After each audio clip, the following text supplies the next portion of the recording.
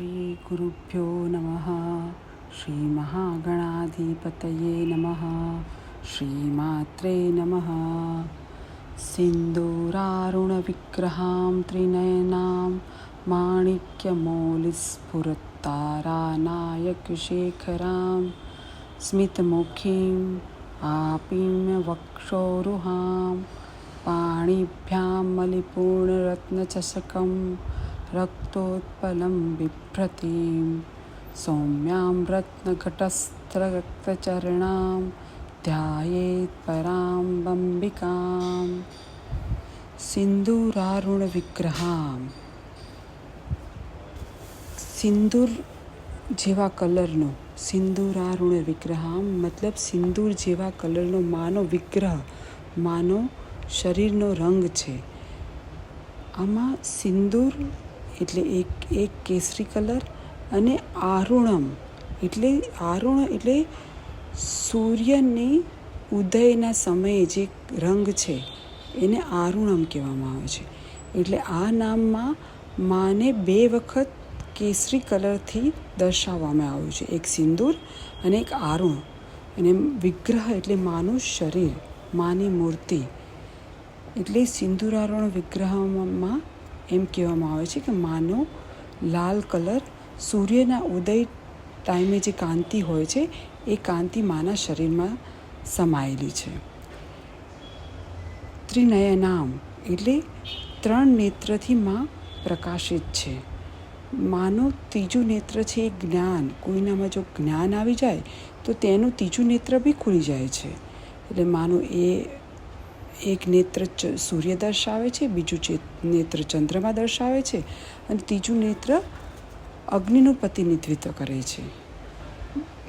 એના પછી છે માણિક્ય મૌલિ સ્ફુરત.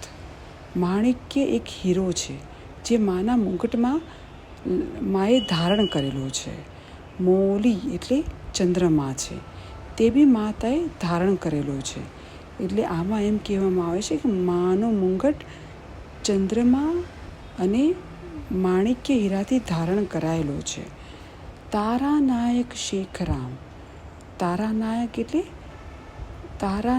એટલે ચંદ્રમા છે, જે તારાઓના અધિપતિ એટલે નક્ષત્ર જે આપણે 27 નક્ષત્ર જે છે એને તારા કહેવામાં આવે છે. એમના અધિપતિ એટલે ચંદ્રમા. તારાનાયક શેખરામ. ચંદ્રમાની માએ જે ધારણ કર્યા છે એ ચંદ્રમાની કાંતિથી જે માણિક્ય હીરો છે એને લાલ રંગ વધારે પ્રકાશિત થઈ રહ્યો છે.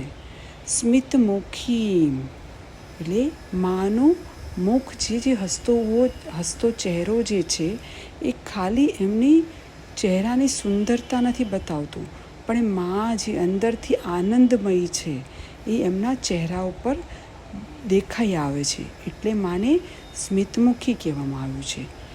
આપીને વક્ષોરુહામ એટલે માના વક્ષસ્થળ પૂરા વિકસિત જે છે. એક મા જે પોતાના બાળકને પોતાના વક્ષસ્થળથી દૂધનું પાન કરાવીને પોષણ કરે છે, એ જ રીતે આ મા લલિતા અંબા આપણને એમના વક્ષસ્થળથી આપણું પોષણ કરે છે. એમનું એક વક્ષસ્થળ સૂર્ય છે, જ્યારે બીજું વક્ષસ્થળ ચંદ્રમા છે. એમાંથી એકથી ખેતની ફસલ ઉગે છે અને બીજાથી પોષણ થાય છે. પાણીભ્યા મલિપૂર્ણ રત્નચષકમ. પાણી એટલે હાથ છે. પાણીભ્યામ એટલે હાથમાં માએ ધારણ કરેલું છે. શું ધારણ કરેલું છે? અલિપૂર્ણ. અલિપૂર્ણ એટલે અહીંયા અલીનો મતલબ 2 છે. શહદ એટલે મધ અને અમૃત પણ છે. અલિપૂર્ણ એટલે માએ અમૃતથી ભરેલું. રત્નચષકમ એટલે માણિક્યથી બનેલો પ્યાલો. ચષકમ એટલે પ્યાલો. એટલે આનો પાણીભ્યા મલિપૂર્ણ ચષકમનો આખો મતલબ છે કે માણિક્યથી બનેલો એક પ્યાલો કે જેમાં અમૃતથી ભરેલો છે, એ માતાએ એક હાથમાં ધારણ કરેલો છે. જ્યારે તેના પછી રક્તોત્પલમ બિભ્રતીમ. રક્ત એટલે લાલ રંગ, ઉત્પલમ એટલે કમળ, લાલ રંગનું કમળ. બિભ્રતીમ એટલે માએ ધારણ કરેલું છે. માએ એમના બીજા હાથમાં લાલ રંગનું કમળ ધારણ કરેલું છે. સૌમ્યામ એટલે માનો એકદમ મૃદુ સ્વભાવ, માનું સૌમ્ય સ્વરૂપ, સૌમ્ય સ્વભાવ, એનું સૌમ્યામ કહેવામાં આવે છે.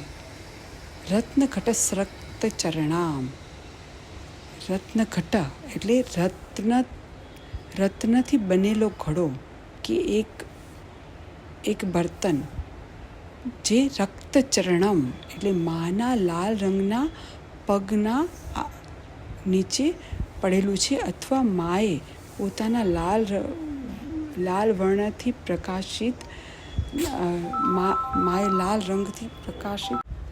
માએ લાલ રંગથી પ્રકાશિત એમના પગ એક રત્નઘટ ઉપર રાખેલા છે.